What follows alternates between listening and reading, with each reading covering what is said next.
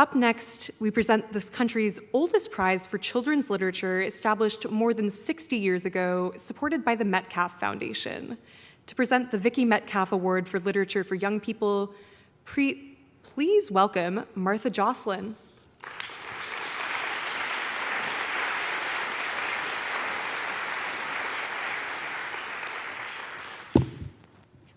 Good evening. For 62 years, supported by the Metcalf Foundation, the Vicki Metcalf Award has recognized Canadian authors who write for young people. Our readers are clever, engaged, and curious. We believe in their potential to challenge and to care for our world. Part of the Foundation's mission is to enhance the ability of people and organizations to work toward a healthy, just, and creative society for all Canadians. To this end, and in addition to the prize, the Metcalf Foundation now also supports a program called Vicki Metcalf Books to Schools.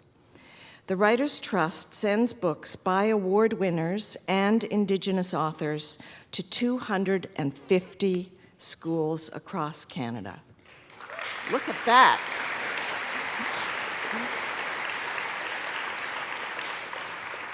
These schools with majority Indigenous student populations are largely remote and have underfunded libraries.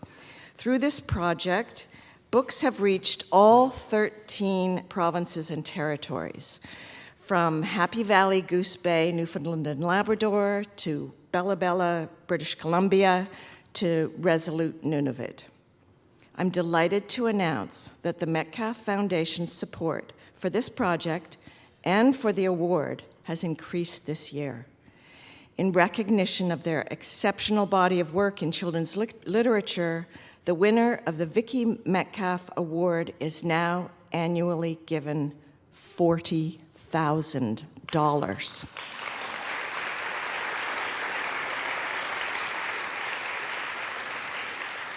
As a writer and a member of the award committee, I can attest that there is nothing so thrilling as giving money to creators and sharing books with new kid readers.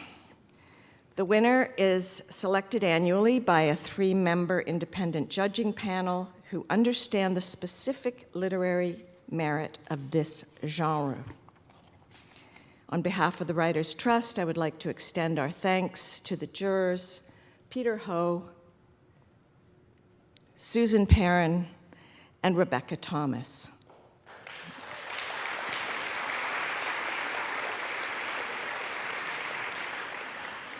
The jurors said that this year's winner invites her young readers to slow down, to listen, to notice. Her stories center family, community, and the natural world, affirming that these ways of knowing and seeing belong at the very heart of Canada's story. Congratulations to the 2025 Vicki Metcalf Award winner, Julie Flett.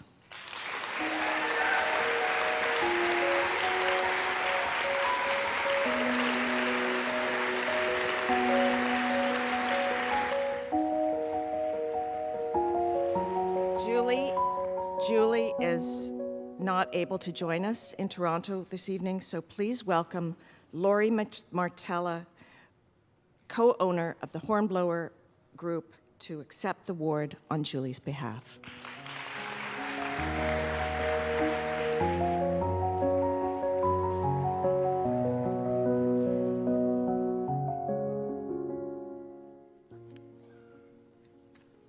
I also just finished a mint, so I have some lifesavers for anyone. I have a whole big bag of them. Wow, I'm really honored to be here with you tonight accepting this award on behalf of Julie Flett. I'm also really honored to be selling Julie's book with Greystone kids and representing Greystone kids. So I have her speech here. I'm going to get my reading glasses and dive in. I want to start by thanking David Leonard of Writers Trust for the initial call and for his patience as I gathered myself and tried to find a chair for my wobbly legs. I also want to thank the sponsors, Jameson Stevie, Kirsten Hansen, and the rest of the team at the Metcalf Foundation. This can go down a bit. Thank you, dear prize jurors, Peter Ho, Susan Perrin, and Rebecca Thomas. I'm grateful to you and so tremendously honored. I've had the privilege of working with so many extraordinary publishers, editors, translators, authors, art directors, designers, teachers and librarians, all who have championed children's books and Indigenous stories over the years. I think of authors Richard Van Camp, David Robertson, Monique Gray Smith, Katharina Vermette, Roy and Slavia Miki, and so many others paving the way. Thank you to Arden Ogg, Solomon Ratt, Kevin Brosseau, Dolores Gray Eyes Sand, Dorothy Thunder, and everyone at the Cree Literacy Network. I'm so grateful for our work together. I'll share a few stories about how I found myself here. I worked on my first book in 2004 with Thetis Books, one of the first publishers of Indigenous voices in Canada. I fell in love right then. I fell in love with the work. I fell in love with sitting with the text, putting what I'd heard and saw together, and then watching children pick up the books and see themselves in the work. It was my sister, who had been working with Thetis, who brought me in. I worked with her on my first book. I didn't have a background in illustration, but I'd been drawing all my life. She asked me if I wanted to give it a try. There were not a lot of Indigenous children's books at the time. Not only did I love working on the book, but I loved knowing the impact it had on others. So I thought, yes, this is what I want to do. And that's how I fell in love with bookmaking. Thank you, Leanne. My Swampy, Cree, and Red River Métis grandparents were multilingual. The unspoken decision not to pass the languages down was complex and painful. When my grandfather was in his early to mid-90s and in early stages of Alzheimer's, I called him one night to talk on the phone. During the conversation, I asked him if he would speak to me in Cree. The words hardly made it out of my mouth before he began speaking the language that he was most connected to in his earlier life, the language he had stopped speaking so many years before. I had a sense that this is what he had been waiting for. That stayed with me, and I brought it into my work. I thought maybe this is something I can contribute to the children's book community. We didn't have anything like this when we were kids. For years, my dad was the person I went to when I was working on books. We talked about the land that he had grown up on, his life and his experiences. These are things he passed on to me, and that inform my work. While my dad was not a Cree speaker, and I was just learning the language myself, it helped me to understand him in a new way. He is so much a part of the work I do.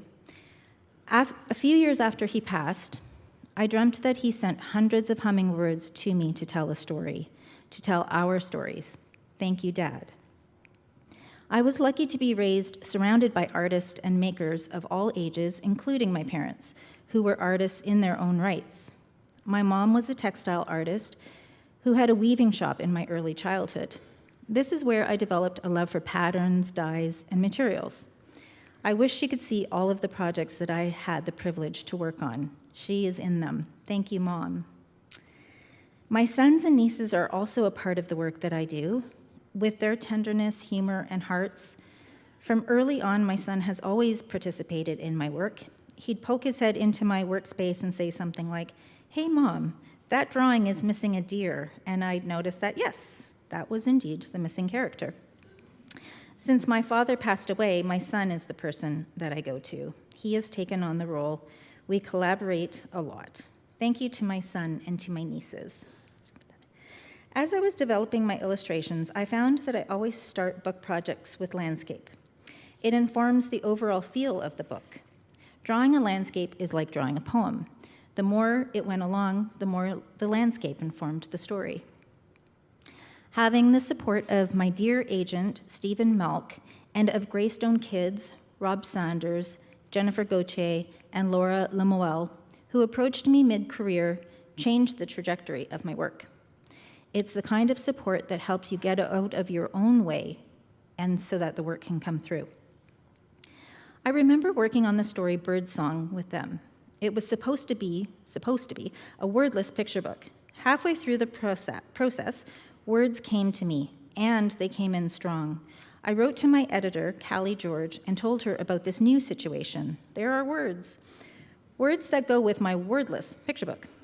And that's how that one came to be. I can't tell you how much I appreciate their flexibility and understanding.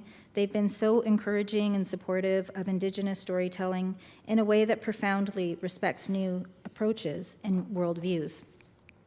We recently finished a book about love, a story about being in this life together, what's deep in all of us, what keeps us curious and connected, flowers communicating through molecules and sounds, turtles dancing to magnetic fields, stars and music through math and story, mama bears rescuing their cubs, and shrews navigating their way.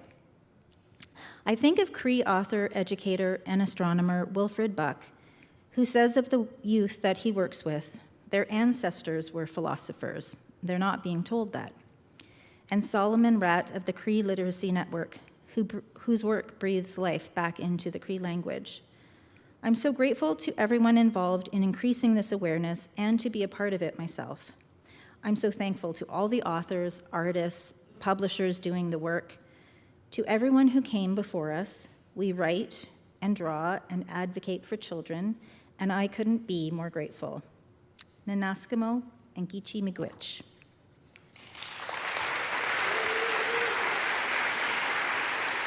Oh, that's